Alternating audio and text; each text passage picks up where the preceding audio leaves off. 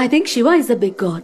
ఆయన భార్య చనిపోయిన తర్వాత ఆమె భుజాల మీద వేసుకుని ఇండియా అంతా తిరిగి తిరిగి వచ్చాడు కదా. ఏ దేవుడు తన భార్య చనిపోయిన తర్వాత సామాన్య వ్యక్తిలా ఎత్తుకుని తిరుగుతున్నాడో ఆయనలా దేవుడు అవుతాడో చెప్పు. చెప్తా విను. దక్షుడు కూతురు దాక్షాయన్ని శివుడు వివాహం చేసుకుంటాడు. ఒకరోజు అగ్నిదేవుడి యాగం చేస్తుండగా దక్షుడు ఎంటర్ అవుతాడు. అతన్ని చూసి అందరూ గౌరవంగా నుంచుంటారు, ఒక శివుడు తప్ప. అది మనసులో పెట్టుకుని శివుడి మీద ప్రతీకారంతో దక్షుడు ఒక యాగం మొదలు పెడతాడు. ముల్లోకాల్లో దేవుళ్ళందరికీ ఆహ్వానం పంపిస్తాడు. తన కూతురు దాక్షాయని ఇంకా శివుడికి తప్ప తన తండ్రే కదా అని పిలవకపోయినా యాగానికి వెళ్తుంది. శివుణ్ణి ఎందుకు ఆహ్వానించలేదని నిలదీస్తుంది. అప్పుడు దక్షుడు శివుణ్ణి కించపరిచే విధంగా మాట్లాడతాడు. పులితోలు కప్పుకునేవాడు, కపాలాల మాల ధరిస్తాడు, శ్మశానంలో నివసిస్తాడు, అలాంటి వాడిని ఎందుకు ఆహ్వానిస్తానంటాడు. ఇది విన్న దాక్షాయని, నా భర్తని అవమానించిన వాడి కూతురుగా నేను ఈ లోకంలో ఉండను. ఈ శరీరంతో ఈ లోకంలో తిరుగుతుంటే దక్షుడు కూతురు దాక్షాయని అని పిలుస్తారు. ఆ పిలుపు నాకు వద్దు. ఇంకో జన్మెత్తి శివుణ్ణి మళ్లీ వివాహం చేసుకుంటా అని మంటల్లోకి వెళ్లిపోతుంది. ఇది తెలిసిన శివుడు రుద్రుడవుతాడు. చలనం లేని దాక్షాయని తన భుజాలపైన వేసుకుని శివతాండవం చేస్తాడు. బాధతో భారతదేశం మొత్తం తిరుగుతాడు. శివుడు తలుచుకుంటే తన భార్యను బ్రతికించడం చిటికలో పని. కాకపోతే ఆమె ఆఖరి మాటలకు గౌరవం ఇచ్చి ఆ ప్రయత్నం చేయడు. ప్రేమించిన వ్యక్తి దూరమైతే ఒక మనిషి ఎలా బాధపడతాడో అలానే బాధపడ్డాడు. మనం వాళ్ళని చూసి ఇన్స్పైర్ అయ్యి మన జీవితంలో కష్టాలను ధైర్యంగా ఎదుర్కోవడం కోసం మన దేవుళ్ళు మనకన్నా ఎక్కువ కష్టాలు వాళ్ళ లైఫ్ లో అనుభవించారు.